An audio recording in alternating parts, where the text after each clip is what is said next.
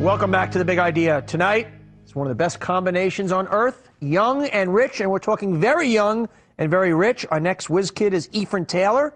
He did something I can't even imagine. Get this. He figured out how to program video games from scratch when he was in the 8th grade. Now he's CEO of 2 publicly traded companies, Amora Corp and City Capital Corporation. Ephren Taylor. How you doing, man? Hey, how's it going, Don? Okay, the youngest African-American CEO of a publicly traded company. You're the CEO of 2. You sell a business in high school or a business that's worth $3 million. Take me to 3rd grade. What the hell's going on with you? 3rd grade.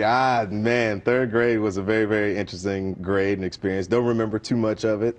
But on the playground, I was always one of those guys, whether it was pencils, erasers, drawings, I was selling it on the playground. That kind of... Where did that come from? Where does, that's what I'm trying to get to with tonight's show, because it's not a natural tendency for a young kid. A young kid usually wants to play, indulge themselves.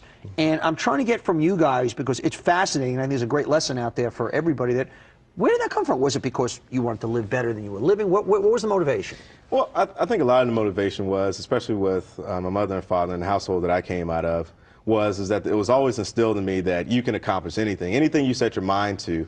And I remember times sitting at the kitchen table, my mom was always giving me a hard time before me or any of my brothers even started school, that we were able to read, write, not only in print, but also in cursive before we went to school. But it was just that discipline that was instilled in us to kind of achieve. But, Were your parents professionals? Or did they want a better life for you guys than they definitely wanted a better life for us. My dad was an electrical engineer for nuclear power plants. Okay. My mom, when I was born, she actually stopped working, was a stay-at-home mother, which helped out tremendously. But just having that mom at home also just instilling so much into us as we begin to grow up. And they really kind of taught you the lesson, hey, if you want to do it yourself, you want an expensive video game when you were 12, and your mom said, way too much money, you want one, make it yourself. And you know what? That's exactly what they said. Games back then, in my generation with the Sega and Nintendo coming out, they were $40, $50 a pop, still are. And that starts to add up. So I was always the kid on the block that had the system and maybe 3 games, the 2 that came with it, and then 1 extra that you had. And so you're always borrowing and trading games. And so parents were like, hey, why don't you go figure out how to make your own? So, read a couple books, spent a lot of time on the computer. We didn't even have one at the house. And so I was always studying and practicing on the computers at school, made a video game. So what was the first business? The first business we actually came out with at a software development company that started doing, higher-end websites and started owning our own materials as well. And then we came out with a job search engine for high school and college students, because one of the things that I noticed was a need is that high school and college students, when you go look for a job, you either get a referral, you can't look in the paper because you don't have a 4-year degree, you don't have all these years of experience. So we created this job search engine and, started convincing employers to actually pay us to put jobs on their website. And then number of students started hitting, we got a lot of great press from it, which caused like 30,000 students to sign up and register on the site. We had employers like Walmart, Target, Air National Guard, Citigroup, and it just kind of grew from there and took a life of its own, and we got funded while we were in high school. How are you? You're in high school.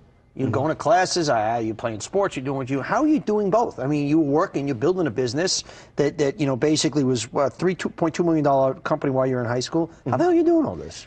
Well, I definitely was an athlete. I'm glad you brought that up so I can clear the air on that one. You were or you weren't? I was an athlete, okay. Yeah. Played football. Okay, because I was going to assume, all right, this is a kid, he wasn't such a great athlete, he couldn't do, so that was the motivation. And so you were an athlete. So here you are, you're a jock. Yeah, You're obviously a personable guy. I was good. I was good. I could have been a professional football player. I didn't have to be a business titan. Yeah. So that's even, it makes my question even more relevant. So how are you doing all this? Well, in the football thing, I developed a case of scoliosis. So, can't play football anymore. Right. So stayed time on the computer. And, it's kind of a balance. School, I will admit, took a sacrifice and a hit.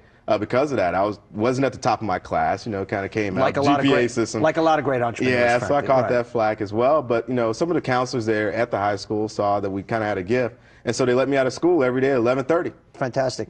Ephren Taylor running 2 public companies now, a guy doing it all at the ripe old age of 24. Once again, starting a business at 12. You can do it at any age. Good for you, man. Congratulations. Thanks, Don.